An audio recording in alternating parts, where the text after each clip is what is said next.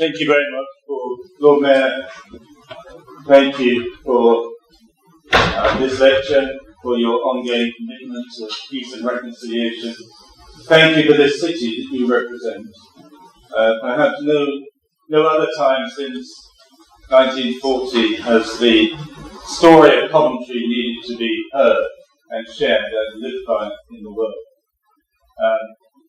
Zara Sultana, a great honour to be working with you, my MP, and a very active parliamentarian. A joy for me to be, as it were, on the same platform with you. Thank you for the Dean. Thank you, John, for being here. I should say John got to these things much earlier than I did. I'm a late convert to some of the things I'll be saying today.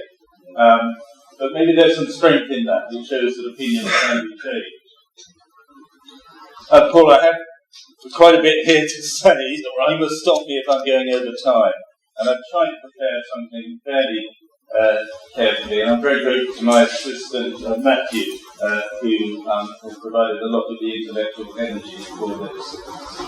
The last time I spoke on the subject of nuclear weapons, I felt myself having to, it was only January, I felt myself having to justify giving so much attention to a subject which, as Paul has indicated, many regarded as dormant or irrelevant, a non-issue.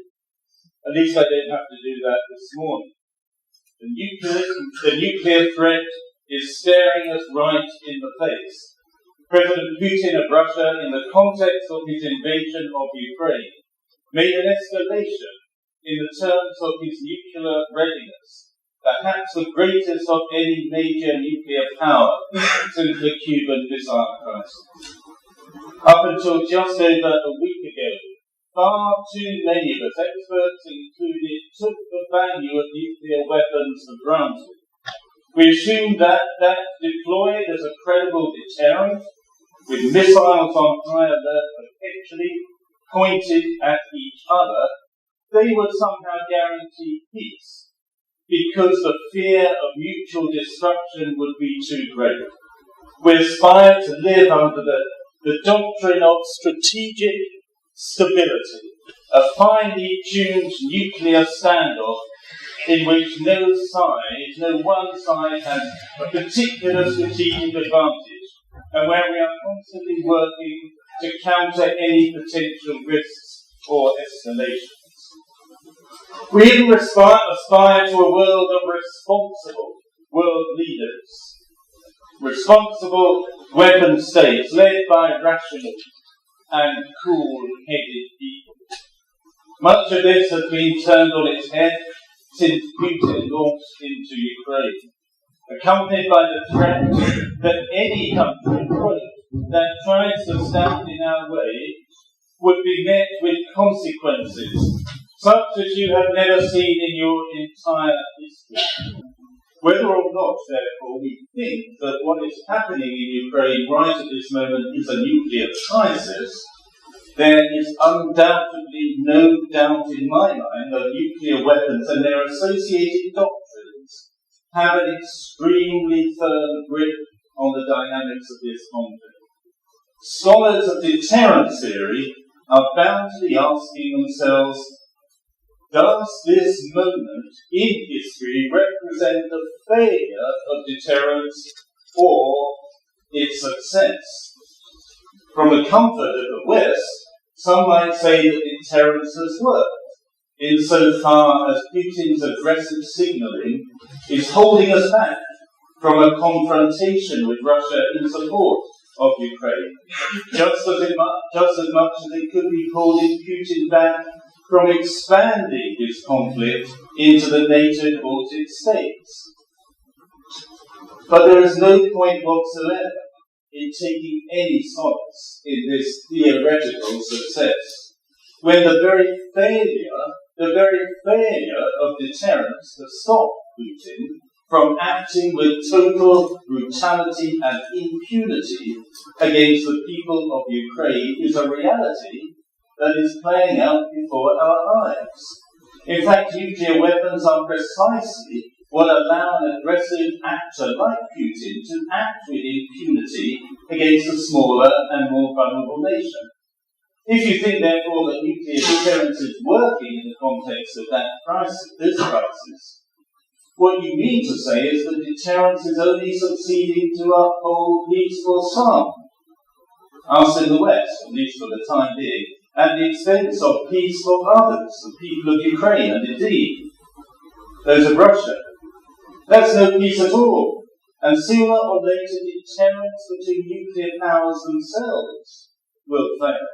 And I hardly need to spell out the consequences that would have for all of us. And we just saw a sense of that, with the attack on the power station. I long for a world without nuclear weapons, and I'm emboldened in my longing by two broad conclusions about nuclear weapons and their associated doctrines. The first, as I've already touched upon, is that nuclear deterrence simply does not work the way we'd like it to. And on this, I'd like to draw on three observations. The first is that in a world full of power imbalances, the world of Ukraine and Taiwan's, for example, living in the shadow of powerful nuclear-armed nations, nuclear weapons ultimately lower the threshold for devastating conventional warfare in this fragile context. Secondly, where nuclear deterrence arguably is helping to keep all-out war between great powers like NATO and Russia at bay, we can say fearfully, but with confidence, that this will not last.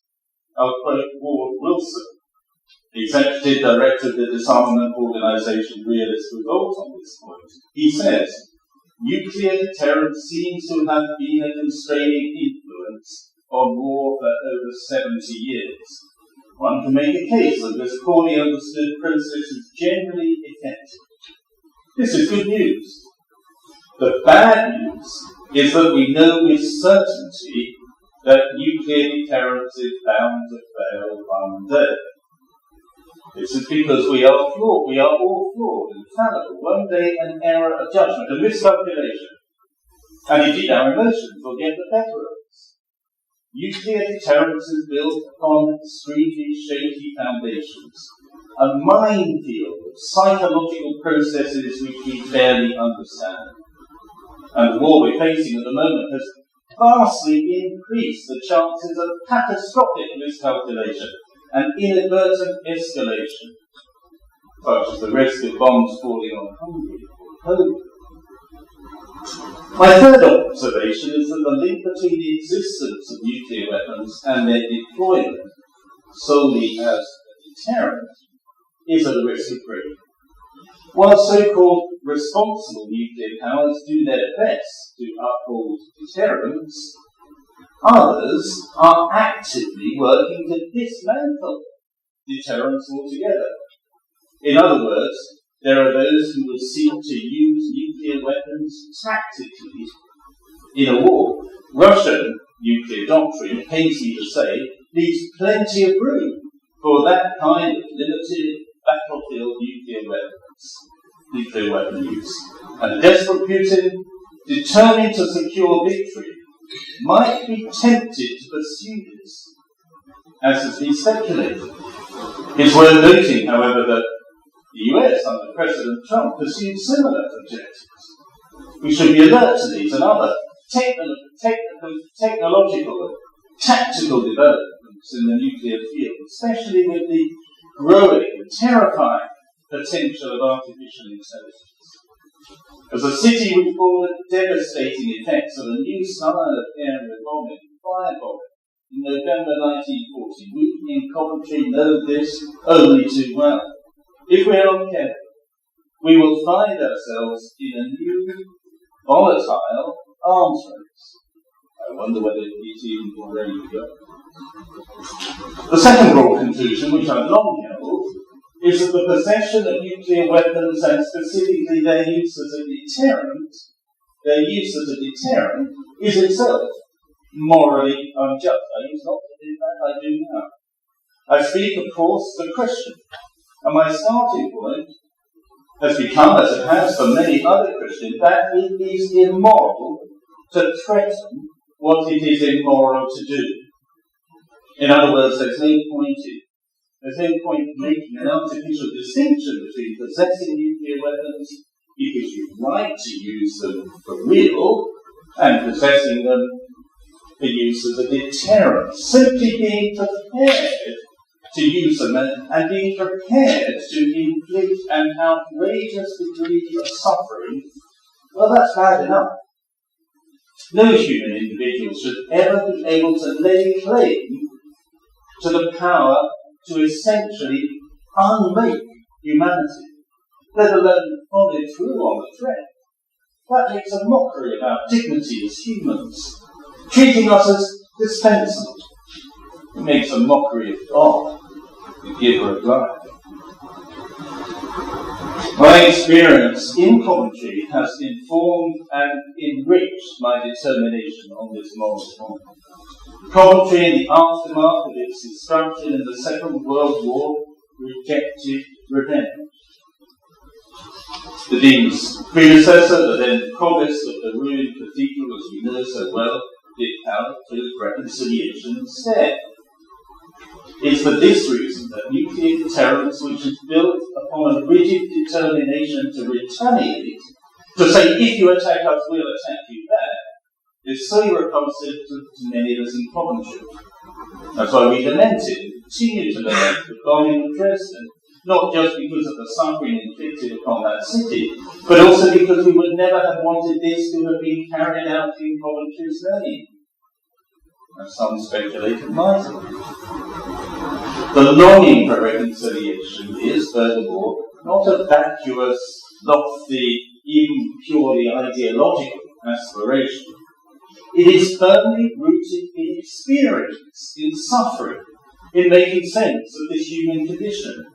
We endeavour as Coventrians, and many of us as Christians, to understand suffering for what it is, to reflect upon our shared experiences of suffering and indeed our shared capacity to inflict suffering on other people.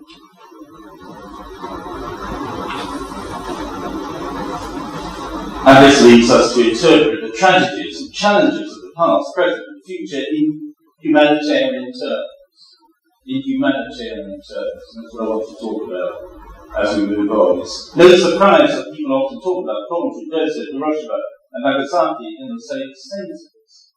To do so is to reflect on our indiscriminate potential as human beings to do awful things to each other, but especially in these instances, to target civilians indiscriminately in the context of war, and that is not a thing of the past.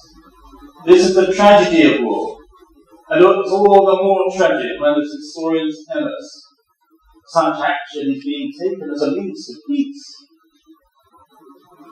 The framing of war in humanitarian terms is important.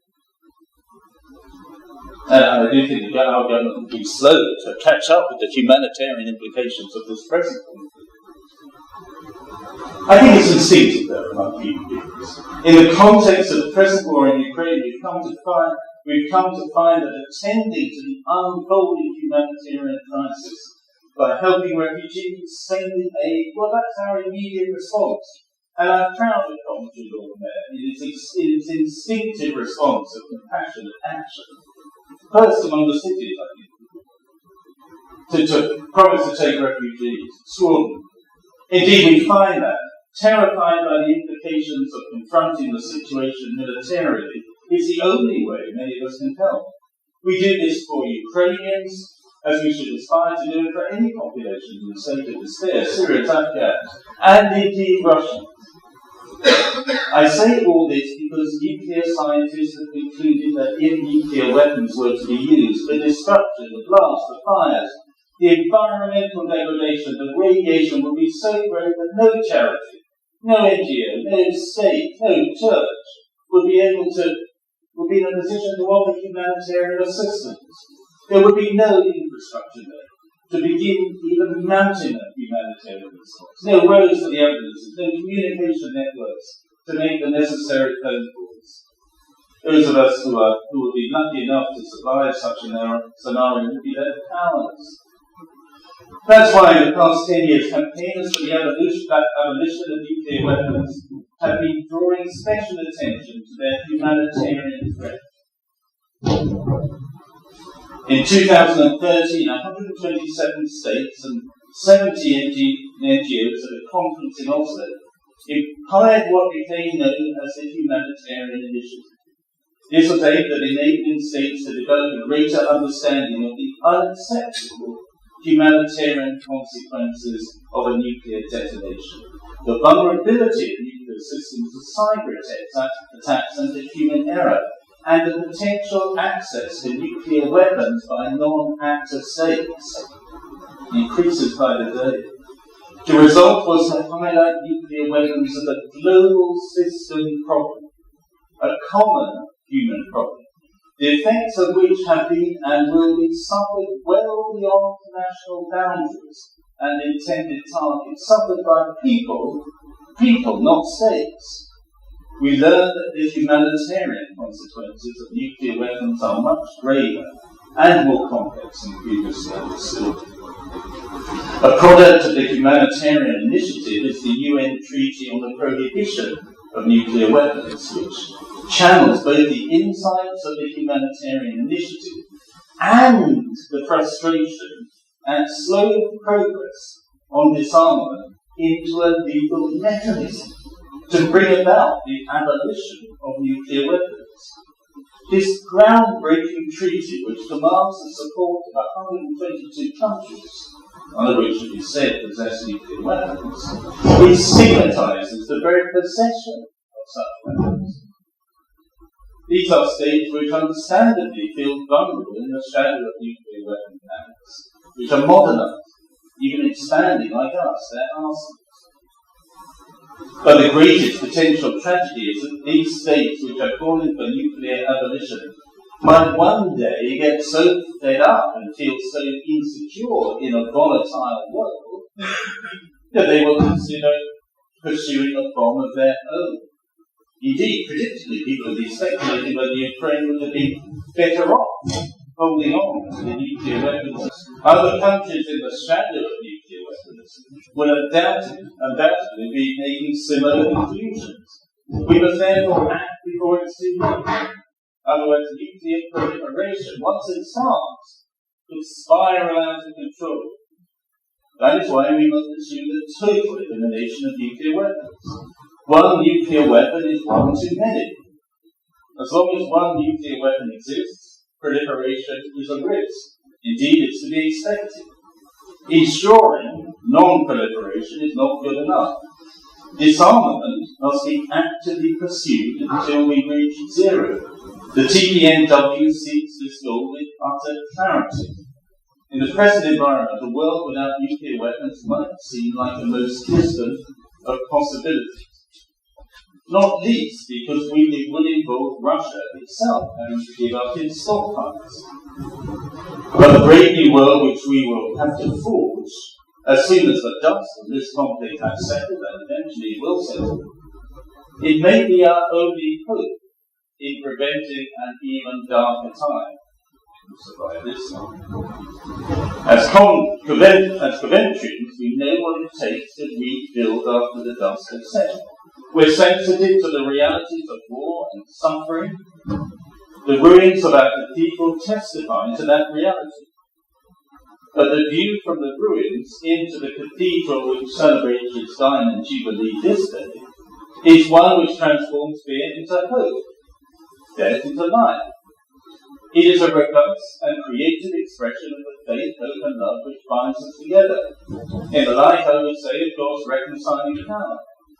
It is a reminder to all that peace does not merely exist, it must be made. Jesus Christ said, "Blessed are the peacemakers." We've often heard it said that peace is more than the absence of war. Therefore, as we work towards and pray for an absence of war in the European continent,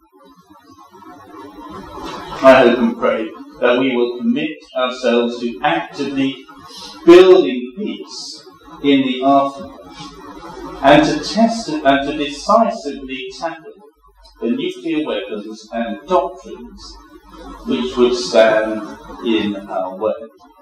And to do that once and for all. Dear friends, thank you for your forbearance. Thank you for that. Thank you.